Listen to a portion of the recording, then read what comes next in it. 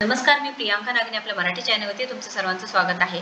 महाराष्ट्र इमान व इतर बांधकाम कामगार कल्याणकारी मंडळ यांच्या अंतर्गत जी वेगवेगळ्या योजना राबविल्या गेलेल्या आहेत त्यामध्ये एकूण 32 योजनांचा समावेश आहे। आता जी इथे मेळावा पार पडलेला आहे त्यामध्ये DCM यांनी म्हणजे देवेंद्रजी फडणवीस यांनी सांगितलेलं आहे की बांधकाम कामगार योजने अंतर्गत विविध लोकांना या योजनेअंतर्गत फायदा होणार आहे, त्याचा लाभ घ्यायचा आहे। त्यासाठी तुम्हाला ऑनलाईन रजिस्ट्रेशन करायचं आहे। त्याच्यासाठी जी लिंक्स आहेत, वेबसाईट्स आहे ती पूर्ण मी डिस्क्रिप्शन बॉक्समध्ये देणार आहे, ते नक्कीच एकदा चेक करून घ्यायचं आहे। जर आपल्या चॅनलवरती नवीन असेल किंवा पहिल्यांदाच आला असेल तर नक्कीच आपल्या चॅनलला सबस्क्राइब करा, कारण आपल्या चॅनलवरती दररोज वेगवेगळे जॉब अपडेट्स असतात। गव्हर्नमेंट रिलेटेड जॉब्स असू द्या, प्रायव्हेट असू द्या किंवा जे नवीन योजना आलेल्या असतात त्याबद्दल सर्व माहिती असते। सो नक्कीच पहिल्यांदा आपले चॅनलला सबस्क्राइब करा।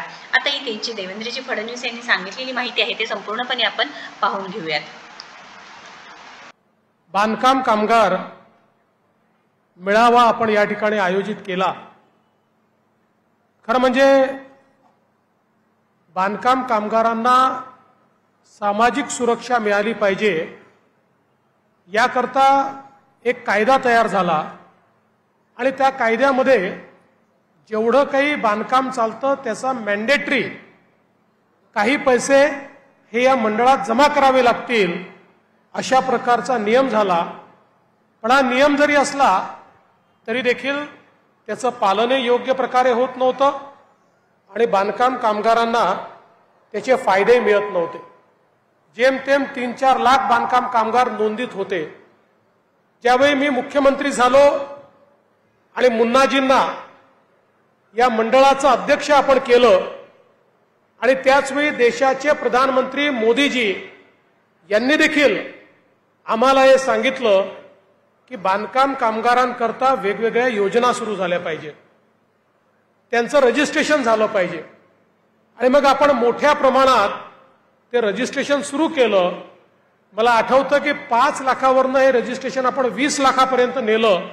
आज जवळपास 38 लाखांपर्यंत हे आपण रजिस्ट्रेशन नेलेलं आहे आणि हे जे सगळे नोंदित बांधकाम कामगार आहेत अशा सगळ्यांकरता मग वेगवेगळ्या योजना आपण सुरू केल्या।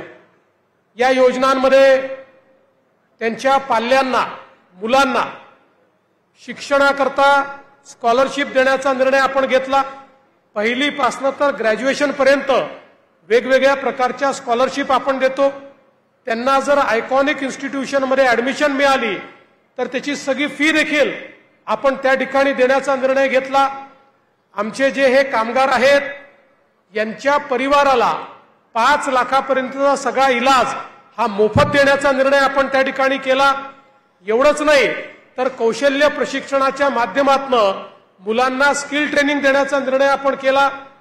यासोबत आपले जे हे काही बांधकाम कामगार आहेत जे स्वतः काम करतात पण त्यातल्या अनेकांचं स्वतःचं घर नव्हतं, आपण त्यांच्याकरता अटल आवास योजना सुरू केली आणि निर्णय केला प्रधानमंत्री आवास योजनेच्या अंतर्गत 2 लाख रुपये आणि अटल आवास योजनेच्या अंतर्गत 2 लाख रुपये असे 4 लाख रुपये ज्या बांधकाम कामगाराच्या जवळ स्वतःचं घर नसेल त्याला 4 लाख रुपये देण्याचा निर्णय आपण केला। आणि त्यासोबत त्यांना सगळ्या प्रकारचं ट्रेनिंग देऊन या टूल किट असतील, भांडी असतील, अशा प्रकारची सगळी मदत ही त्यांना देण्याचा आपण निर्णय केला। आणि आज मला अतिशय आनंद आहे की पुन्हा आपलं सरकार आल्यानंतर अत्यंत वेगाने आपण हे काम सुरू केलेलं आहे। आज बांधकाम कामगारांना हे जे कार्ड या ठिकाणी आपण देतोय, मुन्नाजींनी सांगितलंय खरं आहे, हे कार्ड केवळ भांड्यापुरतं मर्यादित नाही आहे, तर या कार्डामुळे आपल्या मुलांना शिक्षणात मदत मिळणार आहे। या कार्डामुळे आपल्या परिवाराला जो काही कधी आजारी झालं तर इलाजामध्ये मदत मिळणार आहे, आपल्या परिवाराला घराकरता त्याच्यात मदत मिळणार आहे। आणि अनेक योजना आहेत, जवळजवळ 10-12 योजना, म्हणजे त्याच्यामध्ये इन्शुरन्सची योजना आपण तयार केली आहे। सगळे जे आपले बांधकाम कामगार आहेत त्यांना इन्शुरन्स देऊन त्यांना अपघात झाला, दुर्दैवाने कोणी जखमी झाला तर त्याला पैसे मिळणार आहेत, एखाद्याचा मृत्यू झाला तर त्याला पैसे मिळणार आहेत। सामाजिक सुरक्षिततेकरता ज्या ज्या गोष्टी आवश्यक आहेत, ज्याच्याकडे कार्ड असेल त्याला या सगळ्या गोष्टी या ठिकाणी मिळणार आहे। एक प्रकारे हे जे कार्ड आहे हे तुमचं कवच आहे की जे कवच तुमच्याकडे असेल तर निश्चितपणे भविष्यामध्ये खूप गोष्टी आपल्यापर्यंत या ठिकाणी पोहोचणार आहेत. आणि म्हणूनच मोठ्या प्रमाणात हे रजिस्ट्रेशन आपण सुरू केलं आणि मला अतिशय आनंद आहे की या ठिकाणी आपल्या सर्व नगरसेवकांनी प्रयत्न केला आणि मुन्नाजींच्या माध्यमातून मोठं रजिस्ट्रेशन करून आज कार्ड आपण या ठिकाणी वाटतोय आणि ज्यांना कार्ड मिळणार आहेत त्यांना किट भांडी सगळ्या गोष्टी त्या ठिकाणी त्यांना कुपन मिळेल त्या माध्यमातून मिळणार आहे.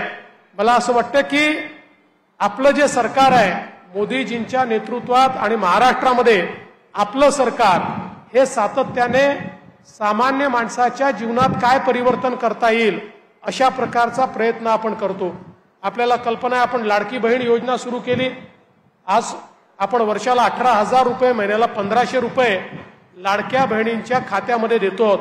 आता ज्यांचे फॉर्म ऑगस्टच्या शेवटच्या महिन्यात नंतर ऑगस्टच्या शेवटच्या वीक नंतर भरले गेले आहेत अशा सगळ्या लोकांना ऑगस्ट आणि सप्टेंबरचे जे पैसे आहेत